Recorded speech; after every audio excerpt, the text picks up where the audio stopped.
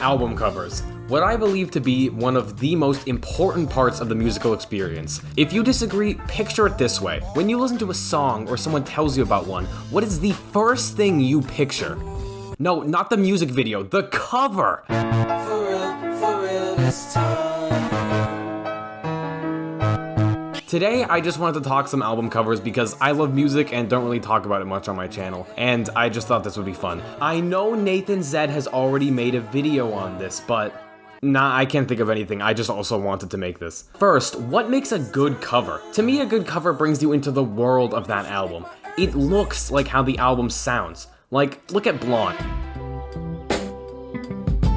I know, it's a super over-talked about album, but seeing Frank crying in the shower, concealing his tears with not only the shower water, but his own hand is a great representation of how you will feel after listening to this album. Another great one is Death Metal by Penchiko.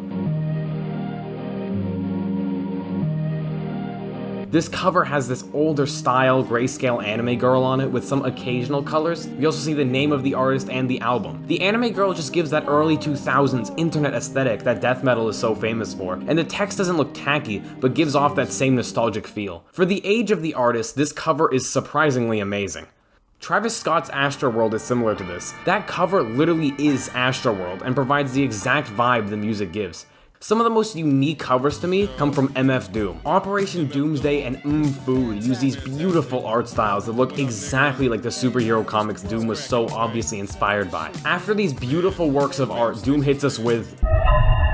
whoa. This cover doesn't fit in at all, but that only makes me love it more. The harsh tones fit in surprisingly well with Madlib and Doom's vocals on the album. Blade is the complete opposite of Doom. Blade has these extremely bizarre, sometimes psychedelic pieces of art that create these borderline incomprehensible covers. This art, I mean, just look at Ice Dancer. Describe to me what is happening here. I can't lie, these covers aren't good, but neither are the songs, so. I don't wanna talk if you're not gonna talk to me nice. Talk to me nice.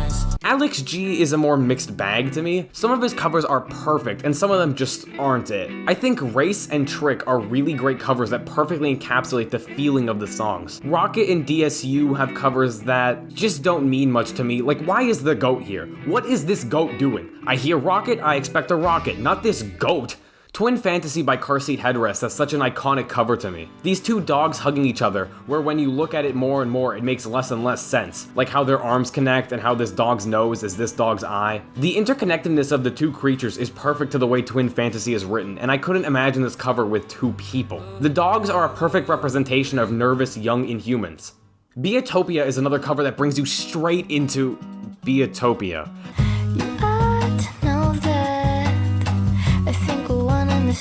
The childlike drawings are so indicative of Beabadoobie's unique soft sound. The album also feels super nostalgic, which is in great part due to its cover. Joji albums have the exact opposite feel. Ballads 1 has such a bizarre cover, but it works so well for some reason.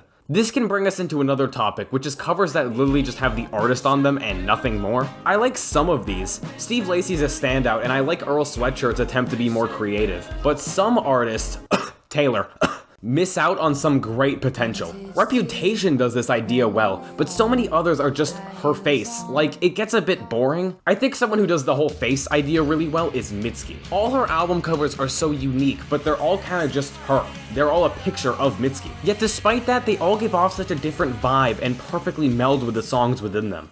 Some of these types of covers are just too iconic to criticize though. Like, come on, that's a household face right there.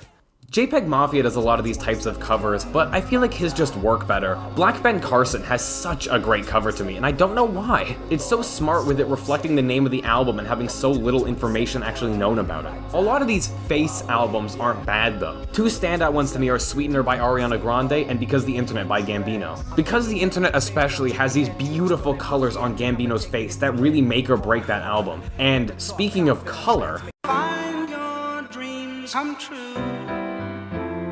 And I wonder. Like I said before, color makes or breaks an album cover to me. And you know who does color better than anyone? Tyler, the Creator. The harsh gray on Goblin compared to the bright pink of Igor. Flower Boy's colors just feel like summer and that warm, chill vibe the album gives. Cherry Bomb's calm blues feel like the calmer songs, meanwhile the Red Head feels like those really harsh ones. Tyler's covers are all nothing short of phenomenal, and I don't know if this is a hot take or not, but all these album covers could be hung in a museum and nobody would think twice. Radiohead also has some amazing colors. OK Computer has such calm, light blues that perfectly contrast and go with a lot of the songs on the album. The mesh of photography, painting, stickers, text, and most of it keeps that blue tone, which is exactly what I think of when I think OK Computer. In Rainbows is another perfect album cover. It has all the colors of the rainbow juxtaposed with a space background, and it creates such a unique palette and effect. I spoke of it before, but Channel Orange by Frank Ocean also perfectly does the whole color thing. The album is quite literally completely orange other than the title. I mean, there really isn't any other way to get more color on an album. Oh, I stand corrected. Orange Earth by Soft Glass has such a gorgeous feel. This cover of a guy sitting in the sunset, with him just being a silhouette. The text contrasts that beautifully orange background. Ooh, perfection! TV Girl is another triumph in color. Their covers generally consist of two completely colored people. Who Really Cares has these two contrasting colors on these people, both of which look a little apprehensive to the situation they're in. What a perfect image for the album's topic. French Exit also has a great use of color, with the cover being literally only red or black. Weezer took color a little bit too literally by making all these self-titled albums that are literally just the members standing there. Do something! Soda Pop Fan Club 4 by Cider Girl. I know we're getting into a bit of a different genre from what I've been generally talking about, but the soft yellow provides an amazing mood that is reflected throughout the entire album. The Peggies are another J-pop band that uses colors really well. Footprints has a nice soft pink, Anemone has a good red, Centimeter has a nice blue. Their covers all use soft colors that portray the songs really well. I know I joked about him before, but you can't talk color without talking Kanye. Can we get much higher? So high. That iconic orange on The Life of Pablo, and the even more iconic red on My Beautiful Dark Twisted Fantasy. Speaking more on The Life of Pablo, this is such amazing graphic design. I've seen some say it looks like it was made in PowerPoint, and I mean, yeah, but there's something so appealing about it. Another great cover by Kanye is Easy, where we have this monkey guy. Yeezus has these really bright colors, and right when you listen to the first song, yeah, okay, that's enough. Now, I just want to talk about some album covers that are genuinely works of art, starting with Child's Medical Record by Shinsei Kamada-chan. I'm guessing a lot of you haven't heard these songs, so you may be asking why this young girl's face is being destroyed. Well, once you hear this, I'm sure you'll understand.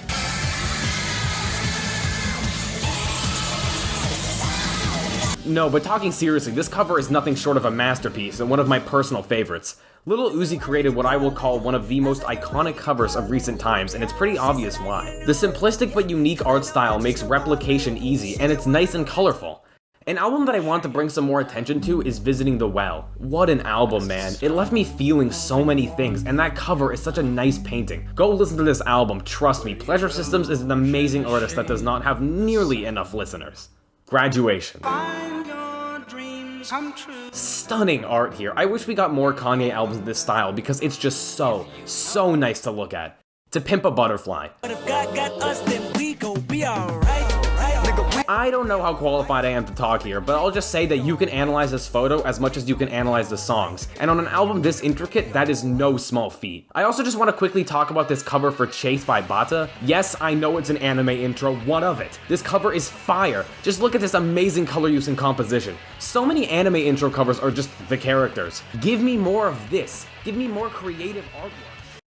And that's every album I want to discuss today. Thank you for watching, and let me know what you thought of the video, because this is pretty different from what I would normally make. I have a new 40-minute video about JoJo coming out soon though. So once again, thank you, and streams Shinsei Kamada-chan.